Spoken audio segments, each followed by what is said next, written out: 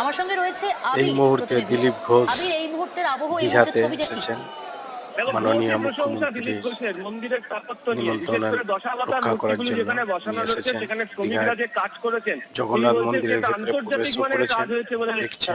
যা চোখে দেখছি। অসাধারণ শ্রমিকরা যারা কাজ করেছে এবং যারা এটার গোটাটা পরিকল্পনা এই করেছে, যে সমস্ত পরিকল্পনা ইঞ্জিনিয়াররা এবং যেভাবে তারা মন্দির প্ল্যানিং করে কাজ কাজের করে খুবই এগিয়েছে, প্রশংসা সেটা করেছেন। একেবারে যথাযথ। এবং কার্যত অরূপ বিশ্বাস এবং কুণাল ঘোষ তাদের দুজনকে ডেকে ডেকে হ্যালো গাইস, মন্দিরের নতুন কোথায় নতুন কি ভিডিও রয়েছে, পেতে কিভাবে চ্যানেলটি দর্শনার্থীরা সাবস্ক্রাইব প্রবেশ করুন। পুজো কোথায় দিতে পারা যাবে।